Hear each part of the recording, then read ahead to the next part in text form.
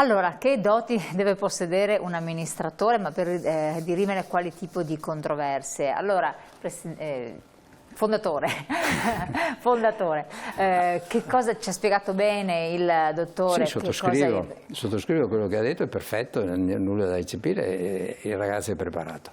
Il discorso invece che accennavo prima, perché noi dobbiamo essere preparati, perché quello che arriva e ti dice un sacco di cose, che ti critica per non aver fatto questo e quell'altro, io insegno che devono sempre dondolare la testa come quello avesse ragione e segnarsi le cose sciocche che lui ha detto, per poi dire tu hai detto questo, non è niente vero perché l'articolo tale della legge, ecco perché dobbiamo essere preparati. Lo smontiamo e quello non lo vediamo più in assemblea. Se invece a farti le domande è un avvocato e tu rispondi puntualmente, quello diventa tuo paladino. Se invece non sai rispondere, è meglio che tu presenti le dimissioni perché ti cacciano via, perché non sei preparato per fare quell'attività di amministratore che loro si aspettavano. Sì, però c'è sempre questo problema che adesso, prima ne accennava anche il dottore, è un dato di fatto, che anche se la persona non è un avvocato in quel momento in assemblea, quando torna a casa controllerà lo scibile umano da internet per vedere se quello che ha detto, che gli è stato risposto, è corretto. Si confronterà anche con avvocati perché certo, non è più come una volta che si lascia perdere, per cui bisogna stare molto attenti. Beh, le posso dire che una volta mi è capitato di andare all'assemblea per conto dei clienti e l'avvocato, cioè l'amministratore che non era preparato aveva di fianco un avvocato e dall'altra parte un ingegnere. Non parlava lui, parlavano i due soggetti. Ecco, è importante anche, cioè è possibile anche avvalersi delle collaborazioni esterne quando ci sono questioni particolarmente difficili. Prima anche il dottore ha citato il classico 110 che ha ingenerato situazioni cioè per spiegare puntualmente, perché l'amministratore sa le cose ma non in profondità ovviamente, di avere un esperto che spiega perché è stata scelta quella strada, perché l'amministratore si è comportato in quella maniera, perché alla fine dei giochi responsabile è solo l'amministratore, che è lui che firma i contratti. Certo. Molti colleghi dicono ma sono loro che hanno voluto, no, sei tu che hai firmato e sei tu il responsabile. Chiaro. E a proposito di questo noi abbiamo una spada di Damocle sulla testa dove i giovani il 9 di febbraio andranno a partecipare alla cittadinanza dei loro clienti. Abbiamo delle responsabilità che sono penali e lei mi insegna che il penale non può essere delegato, per cui anche se è vero che poi chi ha elevato la denuncia penale gli dice beh paga un'ammenda e non andiamo nel penale, lei mi insegna che comunque resta la traccia che io ho violato la legge e se vado a fare un concorso e mi trovo la fedina penale sporca mi cacciano via subito, cioè non posso ambire a fare il concorso per ottenere un lavoro meno gravoso di quello dell'amministratore. Responsabilità. Ciò nonostante leggiamo dalle cronache e molti vivono direttamente, perché poi queste trasmissioni, dico sempre anche ai nostri telespettatori, nascono anche dallo stimolo che voi ci date ad affrontare certe tematiche dal quotidiano, dove gli amministratori hanno fatto scelte dubbie, borderline oppure discutibili in qualche modo.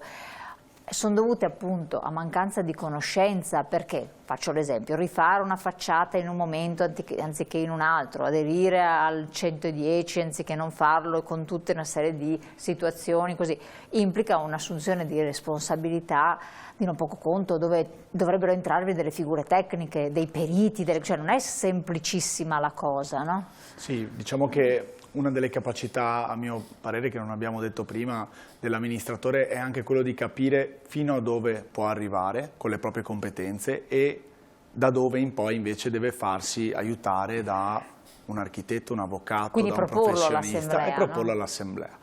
Quello secondo me è una qualità che l'amministratore diligente deve avere.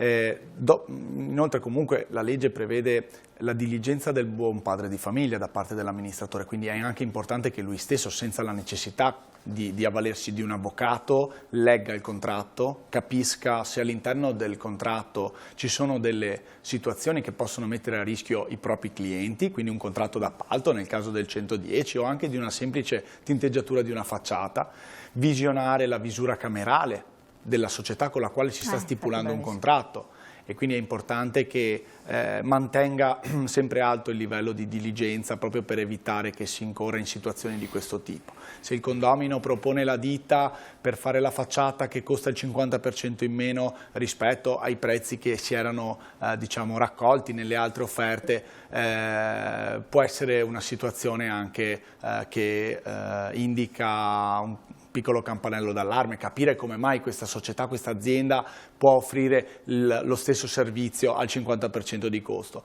ma è la stessa diligenza che poi noi tutti abbiamo nella quotidianità, quindi di prestare un po' di attenzione sempre ai rischi che insomma, qualsiasi contratto, qualsiasi circostanza può metterci. Quindi è importante comunque prestare sempre la massima attenzione e evitare qualsiasi tipo di rischio. Poi è ovvio che insomma, sbagliare è umano, ci si può trovare di fronte a situazioni in cui si debba per forza di cose chiedere l'aiuto a un tecnico, a un perito, la ditta che fa le facciate non esegue i lavori correttamente. Allora a quel punto è opportuno avere un tecnico che segue il cantiere, quindi un direttore lavori, e anche eventualmente avvalersi di tecnici per dimostrare che la ditta non ha eseguito correttamente il lavoro, perché purtroppo questo può capitare. Ma l'amministratore è tenuto in questo caso, visto che siamo entrati nello specifico, sì, ma sono cose che interessano anche chi ci ascolta, la facciata della casa, perché è una cosa molto... Beh,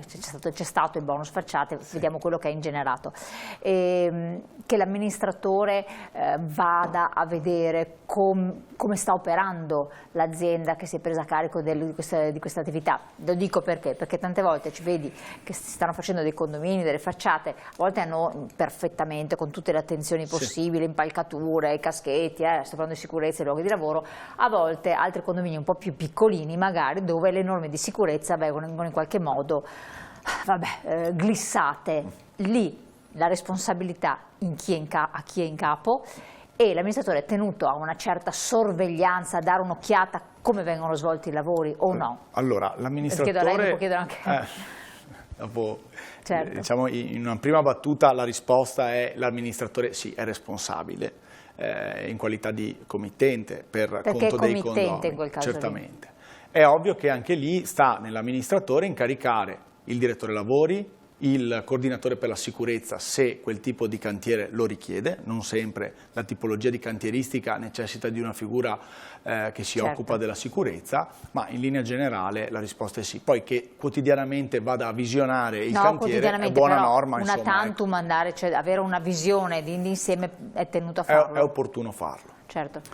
Allora, tornando al nostro voler far vivere bene i condomini, noi accennavo prima con gli amministratori che sono comunali di Padova, che sono diventati onorevoli, fin tanto che erano o sindaco come Bitonci o assessore all'ambiente come Alessandro Zan, li abbiamo disturbati perché ci dessero una mano. Con Bitonci è uscito un decreto a fine novembre del 19 che prevedeva un po' di confusione per quanto riguarda gli appalti. Noi nei condomini abbiamo diversi appalti, da quello della pulizia delle scale, l'ascensore, il riscaldamento, il raffrescamento, la piscina, il giardino. Sono tutti contratti però che non superano mai i 3.000 euro. Per cui essere succubi di quel decreto, Bitonci carino aveva chiesto mandami giù una falsariga e ha presentato, tant'è che hanno elevato non dallo zero, ma da 200.000 in su, l'obbligo di seguire quello che prevedeva. E questo per noi è stata una vittoria. Quindi cosa vuol dire? Che per i lavori superiori a 200.000 euro bisogna seguire quello che prevedeva. Era un po' una confusione. Cioè fare un appalto, ecco, quando si fa l'appalto dei lavori e uno vince, chi aveva vinto l'appalto doveva dare al committente l'entità economica relativa ai contributi del personale che andava a lavorare in quel cantiere. Quindi si tratta di grandi condomini. Ogni 16 del mese il committente doveva prelevare dei soldi ricevuti, pagare 7,70 dei dipendenti, era un po' un qualche cosa che non aveva significato per 3.000 euro all'anno. Questo con Bitonci, mentre con Zan è stato più sensibile. Già nella precedente legislatura aveva presentato un disegno di legge per la modifica da 220, che è legge che ha riformato il codice civile in materia di condominio e non più tardi del dicembre dello scorso anno addirittura la formazione della Cassazione aveva scritto nero su bianco che il 220 non aveva avuto il risultato, ma era molto confusionario. Quindi avete ottenuto una semplificazione sostanzialmente di questa? No, ancora non c'è. Ah, non c'è ancora. Hanno parlato nella formazione dei magistrati di Cassazione. Quindi vabbè, stiamo Il Zan aveva presentato nella precedente legislatura una mini riforma. Io ho imparato che non è vero che tanti politici quando si trovano davanti a una telecamera dicono il mio progetto è rimasto nel cassetto. No, ogni volta che c'è il cambio della legislatura si rivolta sì, tutto. bisogna partire da quello che è stato fatto prima, viene tutto cestinato, bisogna ripartire. Quindi adesso insomma speriamo che il Zan questa settimana, ci siamo sentiti anche stamattina, presenta quello che aveva già presentato e sono 3 articoli molto semplici. Uno riguarda i condomini. C'è l'articolo 63 delle norme di attuazione che prevede che chi compra paga per l'anno in corso e quello precedente. Noi invece abbiamo chiesto, per evitare le liti in condominio, che... Paga cosa? Le spese condominiali? Sì. E abbiamo inserito dentro, anzi Zan l'ha inserito, non noi, che chi acquista è responsabile in solido con chi vende dal primo decreto ingiuntivo in poi, che vuol dire pagare tutte le spese che ci sono state in quel periodo. Le accennavo prima dei 9 anni, 7 sono a carico dei condomini, poi magari trovo anche il magistrato che dice che non sono spese condominiali, per cui boccia il rendiconto, perché abbiamo anche questo, chi vuol farsi vedere che... Cosa vuol dire? Spieghiamo ancora meglio, cosa vuol dire questa qua dei 7 anni? Allora, ho detto l'articolo 63 prevede che chi compra paga in solido con chi vende la gestione in corso e quella precedente. Certo. Le ho detto prima che l'iter dell'esecuzione... Teoricamente uno che vende dovrebbe aver saldato tutte le spese condominiali fino a quando avviene questo è la normale, compravendita. però può succedere che ci sono degli arretrati? No, chi vende è da tempo che non paga, per cui l'amministratore deve per legge, dopo 6 mesi, elevare, cioè ricorrere al decreto ingiuntivo, ma se quello non paga iscrive l'ipoteca sull'immobile, chiede la vendita dell'immobile e in questa procedura sono dai 7 ai 9 anni Tribunale di Padova. Di durata della procedura? Sì, per cui le spese di condominio minimo per 7 anni sono distribuite dopo fra tutti i condomini, che non è corretto, non è socialmente corretto. Noi con l'onorevole Zan il primo articolo della mini riforma è che chi compra paga tutte le spese del primo decreto ingiuntivo emesso contro il venditore. In modo da evitare che si blocchi tutta la situazione. Per cui i condomini non litigano più in assemblea. Il secondo articolo è che con la 220 è previsto che all'amministratore non sia data delega. È un assurdo, perché nei casi di villeggiature, mare, monti e laghi, chi ha comprato per andarsi a fare le ferie o al mare o ai monti abita distante. Ma di solito la delega non viene data ai condomini, ad altri condomini, magari è un condomino sì, che ma di fiducia. Uno che abita distante conosci solo l'amministratore. Però l'amministratore è grado di fare gli interessi anche di un condomino o deve essere una figura super partes? Ecco, se io che sono condomino non conosco nessuno e so che se non mando delega l'assemblea non si costituisce, non decide nulla, mando la delega a chi? A quello che conosco e ho fiducia. Se do delega vuol dire che ho stima e fiducia del soggetto a cui mando la delega. E questo è una cosa che diremmo ha il consenso quasi unanime dei politici.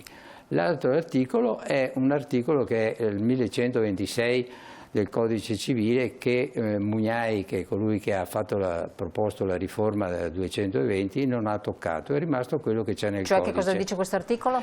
È quello che dice che quando un lastrico solare è di proprietà di tutti, cioè soprattutto al sud i tetti non sono a falde ma sono piani. Certo, sì, proprio con l'astrico solare ecco, di tutti i comuni. se c'è da fare una manutenzione sia ordinaria che straordinaria, la spesa va ripartita fra tutti, perché con il 1117, dal 42, quando c'è stato il codice civile del 42, il libro terzo, prevede che tra le parti comuni c'è anche il lastrico solare. Per cui già quello dice il lastrico solare. Però posso avere un lastrico solare, cioè un tetto piano, di un attico che è in uso esclusivo al signor Mario, certo. E il signor Mario, per legge, gli compete un terzo della spesa. Il testo della legge del 42 dice i restanti 2/3 sono ripartiti fra tutti i condomini o fra coloro cui il lastrico solare serve. Questo è un vecchio modo di pensare che dall'800 fino al 1942 chi era sotto il lastrico solare partecipava alla spesa del lastrico solare, certo, sì. Però non partecipava alla spesa del resto del tetto che non lo copriva.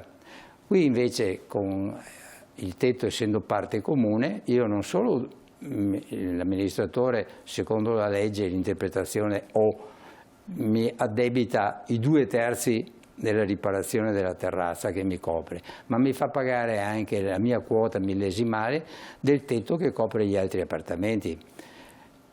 Quindi Questo voi avete proposto una modifica a questo? No, di cancellare tra coloro che sono coperti. Okay, ed è strano che nessuna associazione dei proprietari abbia chiesto di tutelare i propri associati per farli penare 2 volte, uno con i 2/3 e l'altro col tetto. Forse non sarà mai insorta questa questione in No, modo evidente. no. Pensi ai fabbricati della zona di mare, dove al piano terra c'è un grande negozio, sopra il negozio c'è una grande terrazza e poi c'è una porzione invece che si erge, il fabbricato si erge per vari piani. Quella terrazza copre quello sotto e c'è l'assurdo che alcuni colleghi facciano pagare i 2/3 cornuto e mazziato a quello che ha ricevuto l'acqua, in più deve pagare i 2/3, no, non può essere, non è corretto, non è socialmente Quindi grande attenzione corretto. anche in questi casi qua dei lastrici solari condivisi, perché insomma c'è in corso una probabile modifica normativa che voi auspicate. Avete presentato una richiesta perché possa esserci una modifica legge. È un progetto di legge che è già presentato nella Però legislatura. ancora non è passato, No. non diamo informazioni, quindi adesso non è passato, quindi... No, ma ecco, io vorrei... Il Tribunale di Padova sposa la questione che i 2/3 vanno ripartiti fra tutti, perché è un accordo... Però finché non passa come normativa noi non... No, mi sono spiegato, fra tutti i condomini, i 2/3, fra tutti i condomini o fra coloro che sono coperti. Cioè ci sono le due possibilità. Quindi c'è un orientamento da parte della giurisprudenza. Ma i cosiddetti vecchi sono abituati a dire mi copre e per cui devo pagare, però con la promulgazione della legge del 42 sul condominio hanno detto che la terrazza e gli attici sono condominiali, però poi ha messo quello e Mugnai non l'ha preso in considerazione. Mugnai è il senatore che ha riformato il codice. Quindi staremo a vedere, abbiamo pochissimi minuti a disposizione. Cos'altro deve sapere un giovane amministratore di condominio? Deve sapere che, come in tutte le professioni, bisogna darsi da fare, impegnarsi, approfondire, aggiornarsi e studiare sempre. È un'attività che in questo momento ha una buona richiesta, quindi insomma, il mercato da un punto di vista della richiesta degli amministratori è un mercato in crescita, quindi questo è quindi ci sono opportunità occupazionali. Ci sono opportunità, però prestare sempre attenzione, perché sì, è un'opportunità, ma è anche una professione che, come dicevamo nel corso di questa trasmissione, appunto, che necessita di una serie di capacità e di competenze e di volontà indispensabili per poter fare questo lavoro come si deve, come ANACI Padova soprattutto cerca sempre di mantenere. Sì, ecco, un attimo, avendo fatto il censimento di quanta CO2, siamo stati contattati dal responsabile dei ricercatori del comune, dell'Università di Padova, e abbiamo sottoscritto un protocollo d'intesa e noi siamo entrati come consulenti dei ricercatori all'Università di Padova, sia il Dipartimento di Ingegneria sia il Dipartimento di Economia Aziendale.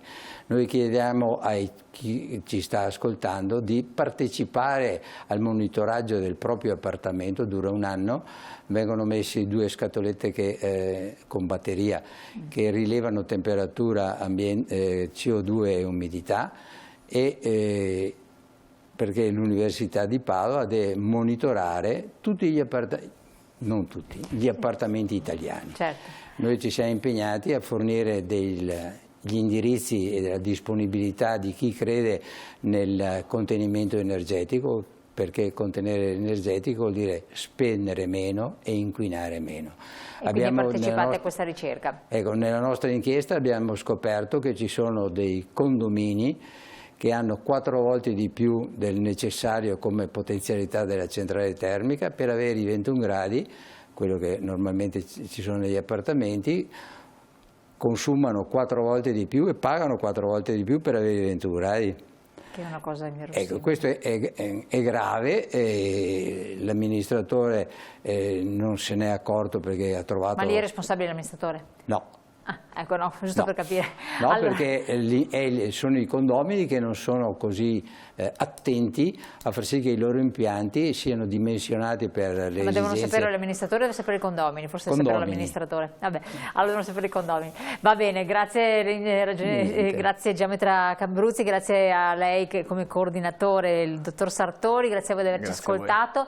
Avete visto ci sono tante cose che cambiano, normative, eccetera, tanti provvedimenti. Comunque ANACI si rende disponibile per una consulenza per i cittadini, per i condomini, per dare un supporto, sta facendo attività di ricerca in collaborazione con l'università, insomma si sta muovendo sul territorio, oltre che formare naturalmente anche giovani amministratori. Grazie a voi, buona serata, ci vediamo presto. Buonasera.